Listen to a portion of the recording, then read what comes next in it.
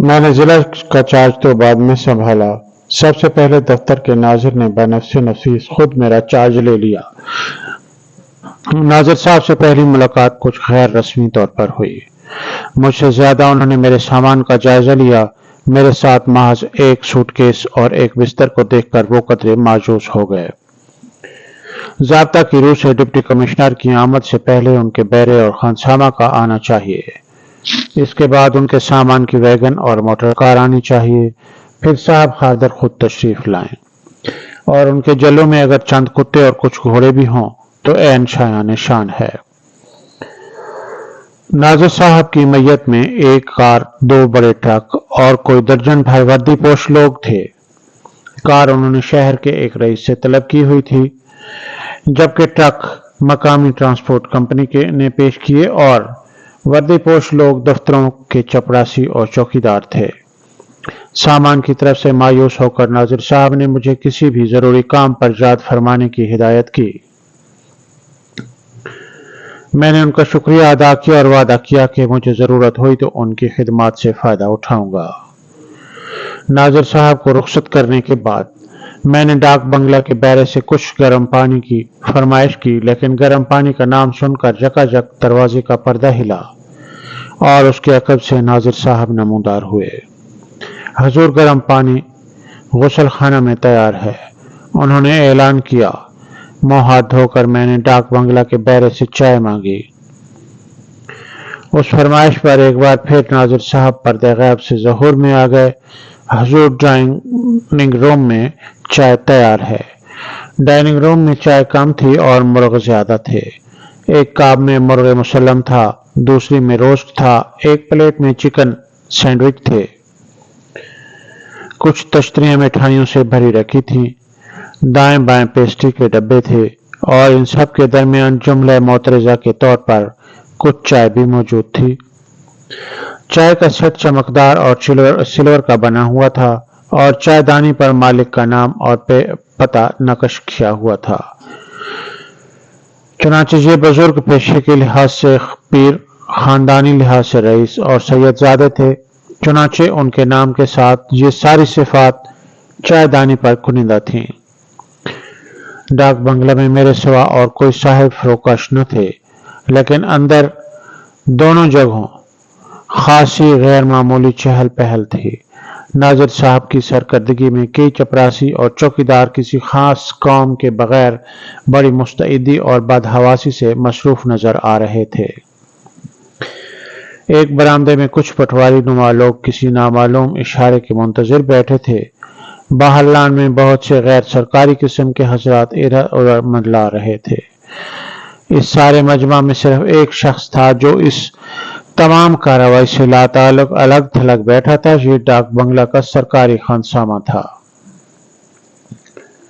نظارت کے عملہ نے باورچی خانہ پر اپنا تسلط قائم کر کے اس سے بے دخل کر دیا تھا۔ وہ ایک خاموش حقارت اور بیزاری کے عالم میں سب سے الگ ایک طرف بیٹھا اپنا حقہ پی رہا تھا۔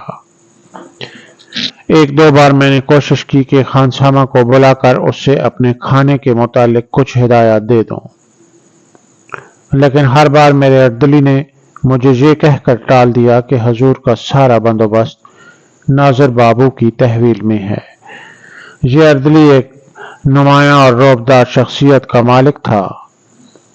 بڑی بڑی تاودار سندھی مونچھیں، ترے والا مورچھل صافہ، سرخ بانات کا کوٹ، گلابی پیٹی، گول گول چمکدار آنکھیں جن میں ادب بھی تھا اور ریا بھی اور مکر بھی۔ وہ عموماً اپنی پھیلی ہوئی توند پر دونوں ہاتھ رکھ کر گردن میں تعظیمی خم ڈال کر استادہ کرتا تھا۔ اس کی زبان میں محکمہ مال کے الفاظوں اور اصطلاحوں کا خاصا اثر تھا، اور اگر اس کی جگہ پیٹی کا بلّا اس کی اصلی عہدے کا غماز نہ ہوتا تو اس پر بڑی آسانی سے 3000 قسم کے سردار کا دھوکہ ہو سکتا تھا، جو ابھی ابھی بادب با ملاحظہ ہوشیار باش کا نعرہ لگانے والا تھا۔ شام کے وقت میں نے سوچا کہ پیدل گھوم کر شہر دیکھنے کا یہ اچھا موقع ہے۔ ایک دو روز کے بعد میرے پاؤں میں ڈپٹی کمشنر کی مہندی لگ جائے گی اور میرے چہرے پر عہدے کا ٹھپا ثبت ہو جائے گا، اور میرے سر میں اس کرسی کا سودا سما جائے گا۔ اس کے بعد مجھے اس نئے شہر کے ان گلی کوچوں کو دیکھنے کی توفیق نصیب نہیں ہوگی جہاں حکام کو دعوتیں دینے والے عمائدین رہائش نہیں رکھتے۔ ڈاک بنگلے سے نکلتے ہی میرا اردلی تیز تیز قدم میرے آگے ہو لیا۔ سب سے پہلے اس نے زور کا دھکا دے کر ایک چوکیدار کو میرے راستے سے ہٹایا جو نئے ڈپٹی کمشنر کی جان و مال کی حفاظت کے لیے رات کی ڈیوٹی پر حاضر ہو رہا تھا۔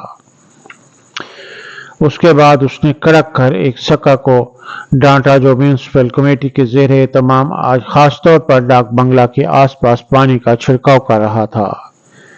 اگر میں اصرار کر کے اردلی کو واپس نہ کر دیتا تو بے شک وہ اسی طرح ہٹاؤ بچاؤ کر کے میرے سارے شہر میں میرا جلوس نکالتا۔ اردلی تو واپس لوٹ گیا مگر کچھ ہی دیر بعد ناظر صاحب ایک موٹر کار لیے میرے تعاقب میں نکل آئے۔ کار میرے مقابل آہستہ سے آ کر کھڑی ہو گئی۔ اس میں سے ناظر صاحب برآمد ہوئے۔ حضور کی سواری کے لیے موٹر حاضر ہے۔ میرے انکار پر انہوں نے میرے ساتھ پیدل چلنے کی پیشکش کی لیکن میں نے دوبارہ شکریہ ادا کر کے انہیں رخصت کر دیا۔ ناظر صاحب تو چلے گئے لیکن سارا راستہ مجھے یہی خدشہ رہا کہ کہیں اگلے موڑ پر دست بستہ کھڑے نظر نہ آ جائیں۔ دراصل ضلع کے اندرونی نظام میں ناظر کا وجود الہ کے چراغ کی حیثیت رکھتا ہے۔ یہ دوسری بات ہے کہ اس چراغ کی روشنی زیادہ تر ڈپٹی کمشنر کے اپنے بنگلے کو ہی منور کرتی ہے۔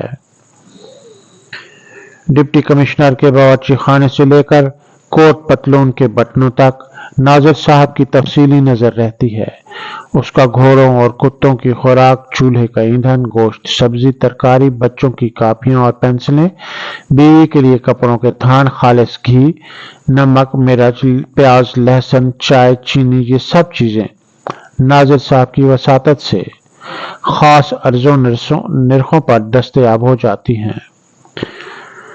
ناظر کے نرخ عام بازار کے بھاؤ سے کافی ارزاں ہوتے ہیں اور ایک بار جب کمشنر کو ان نرخوں کا چسکا پڑ جائے تو پھر اس کی اقتصادی زندگی کا نقشہ بہت خوشگوار ہو جاتا ہے۔ یہ سچ تو یہ ہے کہ یہ چسکا بیچارے ڈپٹی کمشنر کے اپنے اختیار کی بات ہی نہیں۔ روز اول سے جس طرح ناظر صاحب ڈپٹی کمشنر کی ذاتی ضروریات پر چھا جاتے تھے اور جس سلیقے سے وہ ان کے گھر بار کا نظام سنبھال لیتے ہیں، اس میں مسئلہ جبر و قدر کا بھی بہت کچھ ہے۔ اشیاء خورد و نوش کے علاوہ ناظر صاحب کے مداری کے پٹارے میں اور بھی بہت سی تن آسانیاں ہیں۔ کپڑوں کے لیے دریاں، غسل خانوں کے لیے ٹب اور نوکروں چاکروں کی چارپائیاں وہ اپنی سرکاری سٹاک سے برآمد کر لاتے ہیں۔